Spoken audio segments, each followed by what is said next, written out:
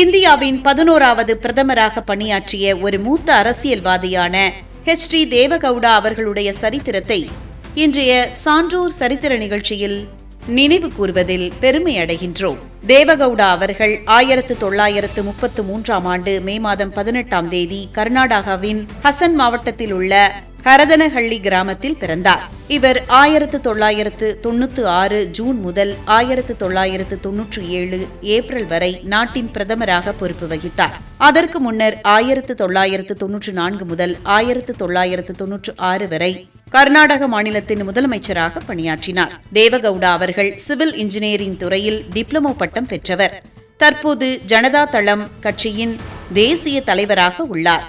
1953 காங்கிரஸ் கட்சியில் தனது அரசியல் வாழ்க்கையை தொடங்கினார்.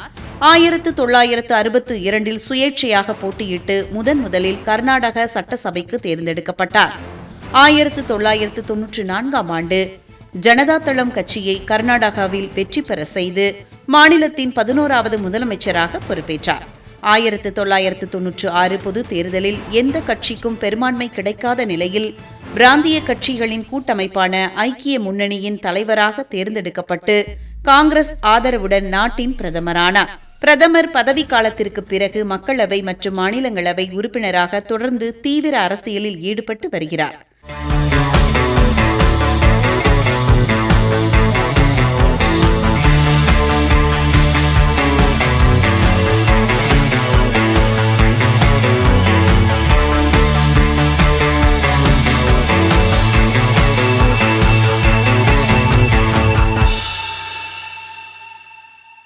ஆயிரத்து 1940களில் தென்னிந்திய திரைப்படத் துறையில் புரட்சிகரமான மாற்றங்களை ஏற்படுத்திய ஒரு புகழ்பெற்ற இசையமைப்பாளரும் திரைப்பட தயாரிப்பாளருமான சி.ஆர். சுப்பராமன் அவர்களுடைய சரித்திரத்தை இன்றைய சான்றோர் சரித்திர நிகழ்ச்சியில் நினைவு கூர்வதில் பெருமையடைகின்றோம்.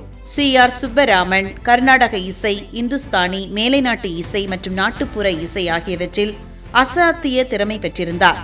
1924ஆம் ஆண்டு மே மாதம் 18ஆம் தேதி திருநெல்வேலி அருகே உள்ள சிந்தாமணி கிராமத்தில் பிறந்தார். 1952ஆம் ஆண்டு ஜூன் மாதம் 27ஆம் தேதி அன்று காலமானார். சங்கர் கணேஷ் இரட்டையர் இசையமைப்பாளர்களில் ஒருவரான இசையமைப்பாளர் சங்கர் இவருடைய தம்பி ஆவார். தனது 16ஆம் வயதில் HMB நிறுவனத்தில் ஹார்மோனியம் வாசிப்பவராக சேர்ந்தார். பின்னர் செஞ்சுலட்சுமி திரைப்படத்தின் மூலம் சுயேட்சை இசையமைப்பாளராக மாறினார். 1940களிலேயே லத்தீன் அமெரிக்க இசை அமைப்பை தமிழ் திரை இசையில் முதலில் புகுத்திய பெருமை இவருக்கு உண்டு. பாரதியாரின் புகழ்பெற்ற சின்னஞ்சிறு கிளியே கண்ணம்மா பாடலுக்கு மெட்டமைத்து அதை மணமகள் திரைப்படத்தில் எம்.எல். வசந்தகுமாரி குரலில் பாட வைத்தார். திரை இசையில் தனக்கு பின் ஒரு பெரும் மாணவர் பரம்பரையை உருவாக்கிய பெருமை இவரையே சாரும். இவரிடம் உதவியாளர்களாக பணியாற்றிய பிற்காலத்தில் புகழ்பெற்றவர்கள் மெல்லிசை மன்னர்கள் எம்.எஸ். விஸ்வநாதன் மற்றும் டி.கே. ராமமூர்த்தி, புகழ்பெற்ற இசையமைப்பாளர்கள் ஜி.கே. வெங்கடேஷ், டி.ஜி. லிங்கப்பா மற்றும் ஆர். கோவர்த்தனம், பின்னணி பாடகர்கள் கண்டசாலா மற்றும் பி. லீலா ஆகியோரை திரை உலகிற்கு அறிமுகம் செய்து வளர்த்தவர் இவரே ஆவார். சி.ஆர். சுப்பராமன் இசையமைத்த குறிப்பிடத்தக்க திரைப்படங்கள் என்று எடுத்துக்கொண்டால் ராஜமுக்தி, லைலா மஜ்னு, மணமகள் ஆகும். தேவதாஸ் திரைப்படத்திற்கு பாதி இசையமைத்திருந்த நிலையில் இவர் காலமானதால் மீதி பாடல்களை இவரின் சீடர்களான விஸ்வநாதன் ராமமூர்த்தி அவர்களால் முடிக்கப்பட்டது. தென்னிந்திய திரைப்படத் துறையில் புரட்சிகரமான மாற்றங்களை ஏற்படுத்திய சி.ஆர். சுப்பராமன் அவர்கள் பற்றிய சரித்திரத்தை இன்றைய சான்றோர் சரித்திர நிகழ்ச்சியில் அறிந்து கொண்டதில் மிக்க மகிழ்ச்சியடைகின்றோம்.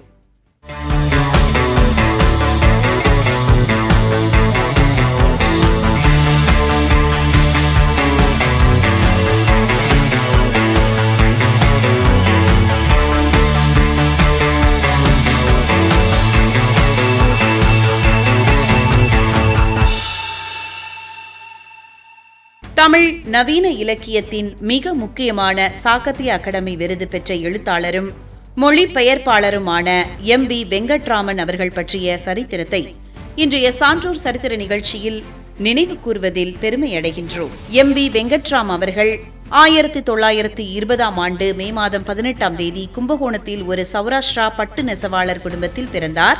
2000 வருடத்தில் ஜனவரி மாதம் 14 இயற்கை எய்தினார். இவர் மணிக்கொடி காலத்து எழுத்தாளர்களுள் மிக இளைய உறுப்பினராக தன் எழுத்து பயணத்தை தொடங்கினார். கவிதைகள் எழுதுவதற்காக விக்கிரகவிநாசன் என்ற புனைப்பெயரை பயன்படுத்தினார். வி வெங்கட்ராம் அவர்கள் தன்னுடைய 16ஆம் வயதிலேயே எழுதிய சிட்டுக்குருவி என்ற சிறுகதை புகழ்பெற்ற மணிக்கொடி இதழில் வெளியானது. நாவல்கள், சிறுகதைகள், கட்டுரைகள், வாழ்க்கை வரலாறுகள் என 200க்கும் மேற்பட்ட இலக்கிய படைப்புகளை உருவாக்கியுள்ளார். தேனி என்ற தனித்துவமான இலக்கிய இதழை சில காலம் நடத்தி வந்தார். கூப்பா ராஜகோபாலன், தி ஜானகிராமன், கரிச்சான் குஞ்சு போன்ற ஆளுமைகளுடன் இணைந்து குடந்தை இலக்கிய வட்டத்தின் முக்கிய தூணாக விளங்கினார். 1993 இவர் எழுதிய காதுகள் என்ற நாவலுக்கு தமிழுக்கான சாகித்ய அகாடமி விருது கிடைத்தது. இந்த நாவல் ஒரு மனிதனுக்கு அகத்திலும் புறத்திலும் கேட்கும் விசித்திரமான அமானுஷ ஓசைகள் மற்றும் மன போராட்டங்களை அடிப்படையாக கொண்ட இவரின் சுயசரிதை கலந்த புதுமையான படைப்பாகும். வி வெங்கட்ராம் அவர்கள் ஏராளமான நூல்களை எழுதியுள்ளார். இவர் எழுதிய நாவல்கள் காதுகள், வேள்வித்தீ, நித்திய கண்ணி, அரும்புகள் ஆகும். மேலும் பைத்தியக்கார பிள்ளை, வயிறு பேசுகிறது, அரைமனிதன் ஆகிய சிறுகதைகளும் எழுதியுள்ளார். தமிழ் நவீன இலக்கியத்தில் வி வெங்கட்ராம் அவர்களுடைய சரித்திரத்தை இன்றைய சான்றோர் சரித்திர நிகழ்ச்சியில் அறிந்து கொண்டதில் மிக்க மகிழ்ச்சியடைகின்றோம்.